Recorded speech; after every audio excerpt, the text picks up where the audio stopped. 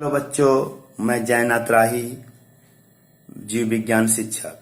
बच्चों, आज हम राष्ट्रीय आय एवं योग्यता आधारित छात्रवृत्ति योजना के अंतर्गत कक्षा 8 विषय विज्ञान के अंतर्गत पाठ 6 कोशिका से अंग तंत्र तक के पाठ का हम लोग अध्ययन करेंगे। बच्चों, अब तक यदि आपने सब्सक्राइब नहीं किया है तो हमारे चैनल को सब्सक्राइब करिए। आइए देखते हैं, बारी बारी से कुछ बारीकियों को समझने की कोशिश करते हैं। पहला है कोशा। सेल किसे कहते हैं? शरीर सूक्ष्म इकाइयों से मिलकर बना होता है, जिसे कोशिका कहते हैं, सेल कहते हैं। कोशा जो होता है शरीर की संरचनात्मक एवं क्रियात्मक इकाई होती है, अर्थात हम लोग का शरीर कोशिकाओं से ही मिलके बना होता है, इसलिए संरचनात्मक इकाई जितने भी हमारे जैविक कार्य होते हैं वो कोशिका के अंदर ही होते हैं, इसीलिए उसे क्रियात्मक इकाई भी कहते हैं।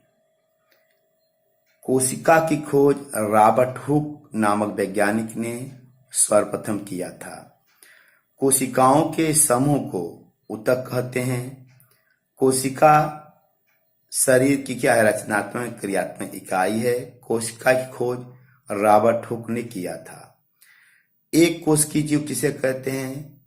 जिनका शरीर एक कोशा का बना होता है, उसी कोशा के साथ वो जन्म लेते हैं, उसी के साथ वो मर जाते हैं। एक कोश की जीव कौन कौन से हैं? अमीबा है, पैरामीशियम है, यूग्लिना। ये तीनों सदस्य प्रोटोजोआ संघ के जंतु हैं। प्रोटोजोआ संघ के सभी जंतु एक कोश की होते हैं। इसके अलावा क्या आपके जीवाणु आते हैं। अमीबा जो होता है अनियमित आकार का होता है, जबकि पैरामीशियम की आकृति जो चप्पल के आकार की होती है।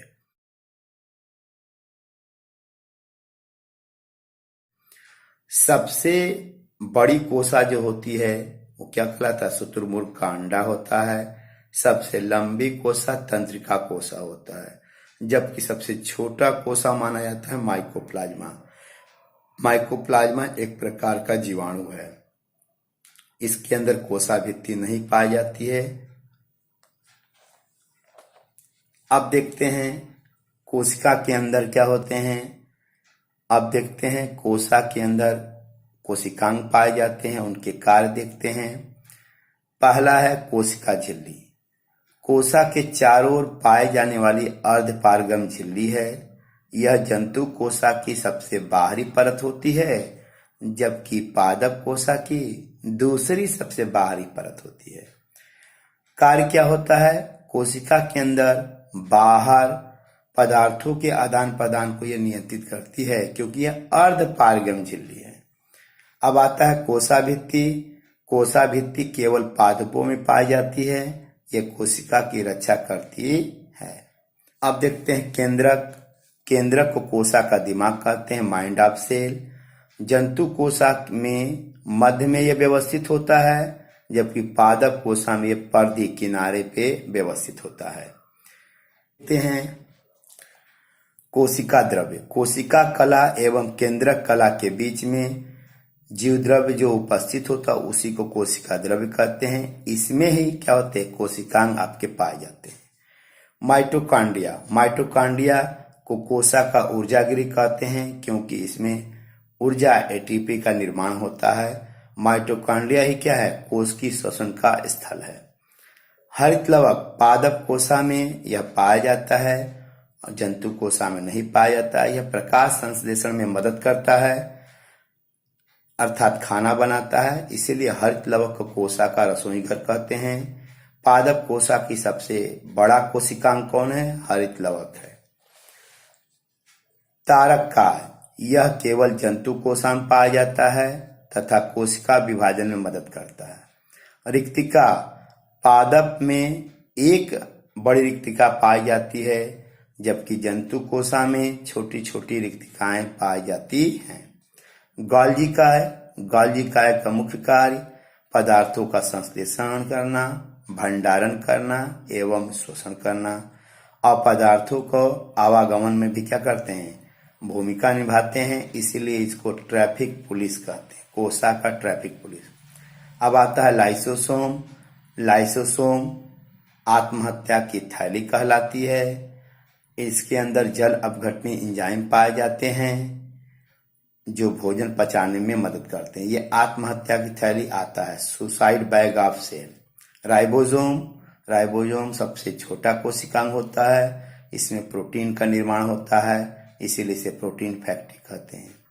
अब देखते हैं बेटा, पादप एवं जंतु कोशिका में क्या अंतर है।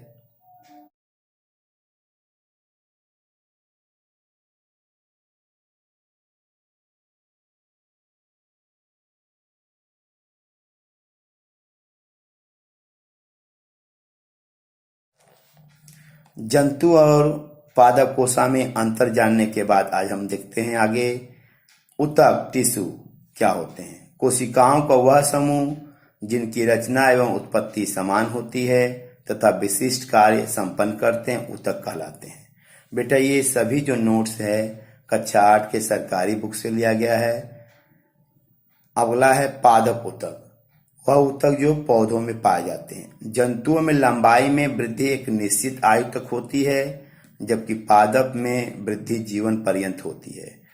पादप ऊतक में दो तरह के ऊतक हैं, प्रविभाज्य ऊतक जिसे विभज्योतक ऊतक कहते हैं।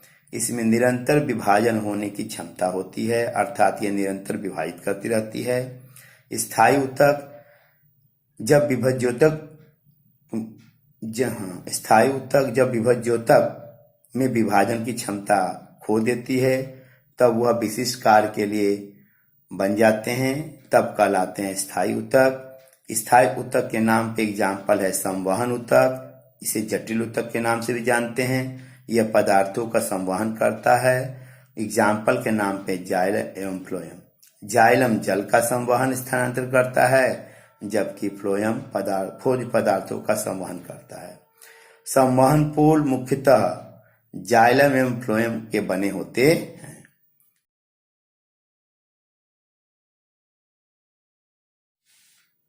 अब जानने की कोशिश करते हैं जंतु ऊतक। जंतु ऊतक 4 प्रकार के होते हैं, उपकला ऊतक, संयोजी ऊतक, पेशी ऊतक और तंत्रिका ऊतक।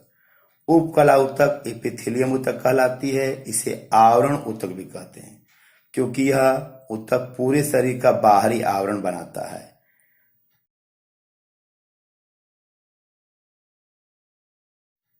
संयोजी ऊतक विभिन्न अंगों को जोड़ना एवं सहारा देना संयोजी ऊतक का कार्य है।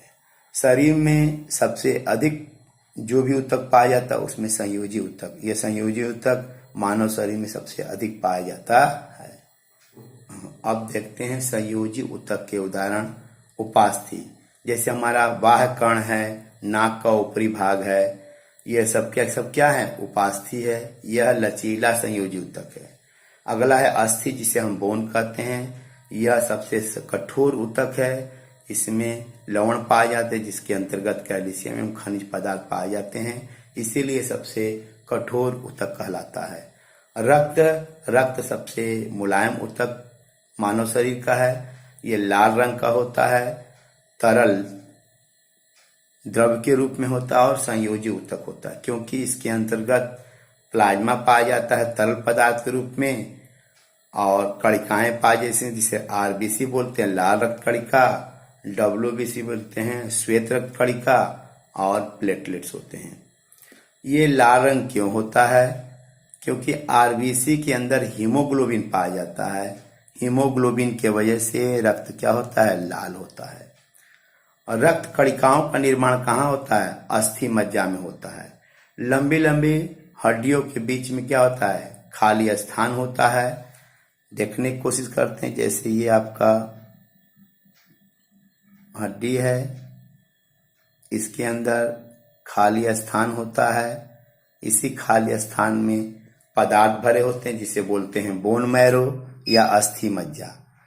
अस्थि मज्जा में ही क्या होता है, आरबीसी, डब्ल्यूबीसी, प्लेटलेट्स का निर्माण होता है। लाल रक्त कणिकाओं में हीमोग्लोबिन पाया जाता है जो गैसों का परिवहन करता है। WBC इसे हम श्वेत कणिकाएं कहते हैं। यह शरीर में कीटाणुओं का भक्षण करते हैं एवं हमारी प्रतिरोधक क्षमता को बढ़ाते हैं। प्लेटलेट्स का क्या कार्य है? चोट लगे स्थान पे रक्त का थक्का जमाते हैं। एक बीमारी है डेंगू। डेंगू होने पर प्लेटलेट्स की संख्या घटती जाती है। अगला देखते हैं पेशी ऊतक। पेशी कोशा के ये बने होते हैं। 3 तरह के पेशी ऊतक होते हैं, ऐच्छिक, अनैच्छिक, हित पेशी। ऐच्छिक पेशी वह पेशी जो जंतु के इच्छा के अनुसार कार्य करती हैं, उसे ऐच्छिक पेशी कहते हैं। इसी को कंकाली पेशी भी कहते हैं, क्योंकि ये पेशी कंकाल के ऊपर मतलब हड्डियों के ऊपर पाई जाती है, इसे कंकाली पेशी।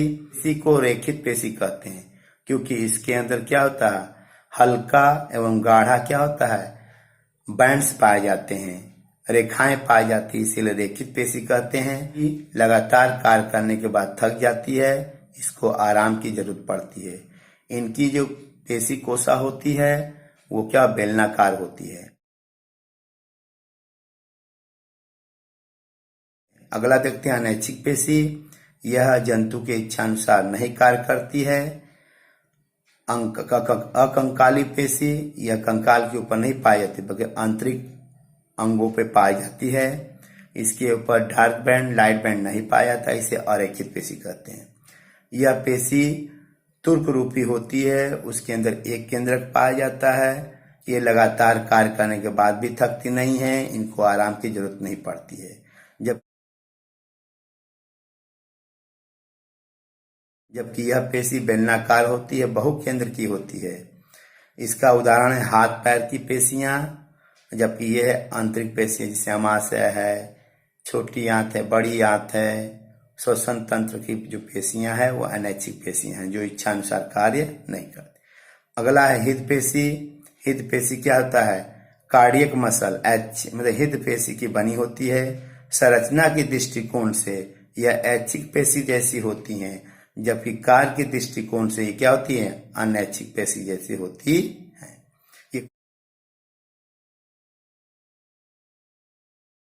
अगला देखते हैं तंत्रिका ऊतक। तंत्रिका ऊतक ढेर सारे तंत्रिका कोशा के बने होते हैं, जिसे हम न्यूरॉन बोलते हैं। यह सबसे बड़ी कोशा मानी जाती है। आइए संरचना के बारे में देखते हैं। ये जो गोलाकार संरचना है, इस गोलाकार संरचना का मुख्य भाग है, इसे तंत्रिका काय कहते हैं। इस तंत्रिका काय में एक बड़ा केंद्रक होता है और छोटे छोटे निजल कण होते हैं। इस तंत्रिका काय से क्या होते हैं, उभार निकले होते हैं, छोटे उभार निकले होते हैं, कुछ बड़े। जो छोटे उभार होते हैं उन्हें हम डेंड्रॉन्स कहते हैं। इनके अंदर भी नीजल कण आपके पाए जाते हैं, जबकि बड़ा जो उभार निकला होता है इसके अंदर नीजल कण नहीं पाए जाते हैं, उसी को हम एक्सॉन कहते हैं। डेंड्रॉन से क्या होता है, उद्दीपन ग्रहण किया जाता है और उसको एक्सॉन के पास लिया जाता है। ऐसी हजारों आपकी क्या होती है, एक के बाद एक न्यूरॉन तंत्रिका कोशा लगी होती है, जो उद्दीपन का स्थानांतरण करती है।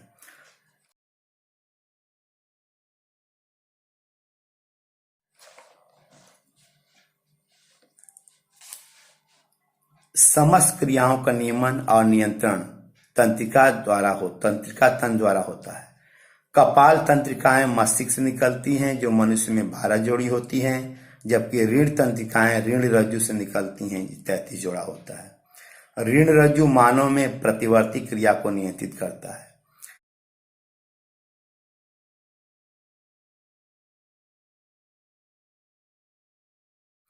अंतःस्रावी ग्रंथियों से हार्मोन निकलता है। हार्मोन रक्त के द्वारा पूरे शरीर में फैल जाता है।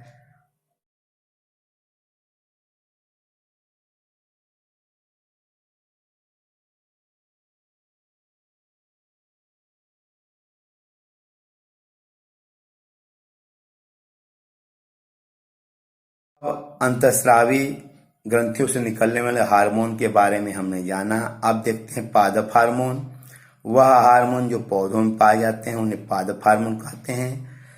एथिलीन गैस, एथिलीन पादप हार्मोन वो गैसीय अवस्था हार्मोन का है, ये फलों को पकाने में मदद करता है। साइटोकाइनिन क्या है, ये कोशिका का विभाजन करने में मदद करता है। एब्सिसिक अम्ल है, ये रंध्रों के बंद होने में मदद करता है। जिबरलिन है वो अंगूरों के आकार एवं गुच्छों की लंबाई बढ़ाने में मदद करता है।